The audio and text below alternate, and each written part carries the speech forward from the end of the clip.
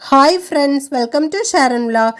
இன்றைக்கி நம்ம ஷேரன் விலாகில் ஒரு ஸ்வீட் ரெசிபி தாங்க இன்றைக்கி நம்ம எப்படி செய்கிறதுன்னு பார்க்க போகிறோம். ரொம்பவே ஹெல்த்தியான ஒரு ஸ்வீட்டுங்க. வீட்டில் இருக்கிற ரொம்ப சிம்பிளான இன்க்ரீடியன்ஸை வச்சு சட்டுன்னு நம்ம செஞ்சிடலாம். இது எப்படி செய்கிறதுன்னு பார்க்குறதுக்கு முன்னாடி நீங்கள் இப்போ தான் நம்முடைய சேனலை ஃபஸ்ட் டைம் பார்க்குறீங்கன்னா சப்ஸ்கிரைப் பண்ணுங்கள். பக்கத்தில் இருக்க பெல் சிம்மில் கிளிக் பண்ணுங்கள். இப்போ வாங்க எப்படி செய்கிறதுன்னு பார்க்கலாம். ஃபஸ்ட்டு இந்த ரெசிபி பண்ணுறதுக்கு ஒரு கடாயில் 1 கப் அளவு நாட்டு சர்க்கரை சேர்த்துக்கலாம். நாட்டு சர்க்கரைக்கு பதிலாக நீங்கள் வெல்லம் கூட சேர்த்துக்கலாம். எந்த கப்பால் நாட்டு சர்க்கரை வெல்லம் சேர்க்குறீங்களோ அதில் 1.5 கப் அளவு தண்ணி சேர்த்துக்கோங்க. இப்போ இது நல்லா கரையட்டும். இது நமக்கு கரைஞ்சி கொதி வந்தாலே போதும், பாகு எதுவும் வர வேண்டிய அவசியம் இல்லை.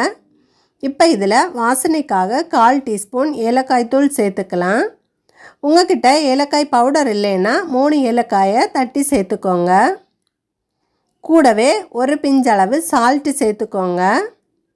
இப்போ இதை நல்லா கலந்து விடலாம். நான் நாட்டு சர்க்கரை சேர்த்ததால் வடிகட்டலை. நீங்கள் வெல்லம் இல்லை கருப்பட்டி சேர்க்குறதா இருந்தால் கொதிச்சதும் வடிகட்டி எடுத்துக்கோங்க. இப்போ இது நல்லா கொதித்து வர்றப்போ ஸ்டவ் ஆஃப் பண்ணிவிட்டு 1 கப் அளவு அரிசி மாவு, கூடவே 1/4 கப் அளவு ரவை சேர்த்துக்கோங்க. சேர்த்துட்டு நல்லா கலந்து விடுங்க. ஸ்டார்டிங்கில் ரொம்ப தண்ணியாக இருக்கிற மாதிரி இருக்கும். இது நல்லா தண்ணியை இழுத்ததுக்கப்புறம் பார்த்திங்கன்னா இந்த அளவுக்கு கெட்டியாயிடும். நீங்கள் எக்ஸ்ட்ரா தண்ணி எதுவுமே சேர்க்க வேண்டிய அவசியம் இல்லைங்க. நமக்கு 1.5 கப் அளவு தண்ணி கரெக்டான அளவாக இருக்கும். கொஞ்ச நேரத்திலே பார்த்திங்கன்னா இந்த மாவு ரவை எல்லாமே தண்ணியை நல்லா உறிஞ்சி நல்லா கெட்டியாயிடும். இந்த மாதிரி நல்லா மிக்ஸ் பண்ணி விட்டுக்கலாம். இப்போ இது இருக்கட்டும். அடுத்ததாக ஒரு கடாயில் 1 ஸ்பூன் அளவுக்கு நெய் சேர்த்துக்கலாம். நெய் நல்லா உருகுனதும் கொஞ்சமாக இதில் நட்ஸு சேர்த்துக்கலாம். உங்கள்கிட்ட வேர்க்கடலை இருந்துச்சுன்னா அதையும் சேர்த்துக்கோங்க, ரொம்பவே டேஸ்ட்டாக இருக்கும். நான் இன்றைக்கி கொஞ்சமாக பாதாமும் முந்திரி பருப்பும் சேர்த்துருக்கேன். இது கொஞ்சம் வறுபட்டதும் இது கூடவே கொஞ்சமாக காஞ்ச திராட்சை சேர்த்துக்கோங்க. இது ரெண்டுமே கொஞ்சம் நல்லா வறுபட்டு வந்ததும் இதில் 1/2 கப் அளவு தேங்காய் துருவல் சேர்த்துக்கலாம். இது நல்லா பொன்னிறம் ஆகிற வரைக்கும் வறுத்து விட்டுக்கோங்க. இப்படி வறுத்துட்டு சேர்க்குறதால ரொம்ப நல்ல ஒரு ஃப்ளேவர் கிடைக்கும். இதை சிம்மில் வச்சு வறுத்தெடுங்க. இந்த அளவுக்கு கலர் சேஞ்ச் ஆனதும் ஸ்டவ் ஆஃப் பண்ணிவிட்டு இதை அப்படியே எடுத்து நாம் ரெடி பண்ணி வச்சுருக்கிற மாவு கூட இதை சேர்த்துக்கலாம். நாம் இப்படி வறுத்துட்டு சேர்க்குறதால ரொம்ப நல்ல ஒரு வாசனை கிடைக்கும். நாம் சாப்பிடும்போது இந்த நட்ஸ் எல்லாம் கடிபடுறப்ப டேஸ்ட் ரொம்ப நல்லா இருக்கும். இப்போ நல்லா ஆறுனதும் கையால் நல்லா அழுத்தி பிசைஞ்சுக்கோங்க. நாம் சேர்த்த நட்ஸு தேங்காய் துருவல் எல்லா இடமும் பரவுற மாதிரி நல்லா பிசைஞ்சுக்கோங்க. அவ்வளோதாங்க. இப்போ நல்லா நம்ம பிசைஞ்சாச்சு. அடுத்ததாக இந்த மாதிரி ஒரு பாலித்தீன் கவர் எடுத்துக்கோங்க. உங்கள்கிட்ட வாழை இலை இருந்துச்சுன்னா அதை எடுத்துக்கோங்க. அதில் கொஞ்சமாக ஆயில் இல்லைன்னா கீ தடவிக்கோங்க.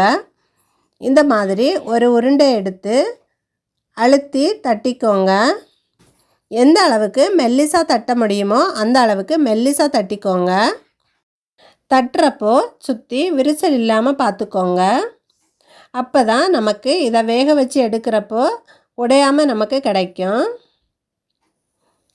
இந்த மாதிரி தட்டினதுக்கப்புறமா இதை அப்படியே எடுத்து இந்த 2 ஓரங்களும் ஜாயிண்ட் ஆகிற மாதிரி இந்த மாதிரி லைட்டாக அழுத்தம் கொடுத்தாலே போதும், அழகாக நமக்கு ஒட்டிக்கிடும். இப்போ இதே போல் எல்லாத்தையும் நம்ம தட்டி எடுத்துக்கலாம். நீங்கள் தட்டுறப்போ ஓரங்களில் நட்ஸ் வந்துச்சுன்னா அதை எடுத்து சென்டரில் வச்சு நல்லா ப்ரெஸ் பண்ணிக்கோங்க. இதே நீங்கள் வாழை இலையில் தட்டி எடுத்தீங்கன்னா வாழை இலையோடையே சேர்த்து வச்சு நம்ம வேக வைக்கலாம்.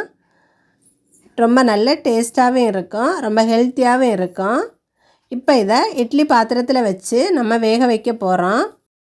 இப்போ இட்லி பாத்திரத்தில் ஒரு 2 டம்ளர் அளவுக்கு தண்ணி ஊற்றிட்டு இட்லி தட்டில் நாம் தட்டி வச்சுருக்கிறத ஒன்றா நம்ம இதில் எடுத்து வச்சுக்கலாம். உங்கள்கிட்ட ஸ்டீமர் பிளேட் இருந்துச்சுன்னா அதில் வச்சு வேக வச்சு எடுத்துக்கலாம். இப்போ எல்லாத்தையும் வச்சதுக்கப்புறமா மூடி போட்டு மீடியம் ஃப்ளேமில் வச்சு ஒரு 10 நிமிஷம் இதை வேக வச்சு எடுத்துக்கலாம். இப்போ நமக்கு 10 நிமிஷம் ஆயிடுச்சு. சூப்பராக வந்திருக்கு. எண்ணெயில் பொரிக்காமல் இந்த மாதிரி ஆவியில் வேக வச்சு சாப்பிடும்போது ரொம்பவே ஹெல்த்தியானதாக இருக்குங்க. முடிஞ்ச வரைக்கும் இந்த மாதிரி ஆவியில் வேக வச்சு பிள்ளைங்களுக்கு கொடுக்கலாம்.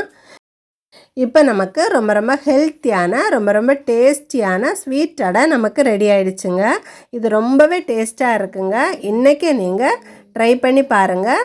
ஸ்கூல் விட்டு வர்ற டைமில் நீங்கள் இந்த மாதிரி செஞ்சு வச்சிங்கன்னா ஒன்று கூட மிச்சம் வைக்காமல் சாப்பிடுவாங்க. அந்த அளவுக்கு ரொம்ப டேஸ்ட்டாக இருக்குங்க. வீட்டில் எல்லோரும் ரொம்ப விரும்பி சாப்பிடுவாங்க.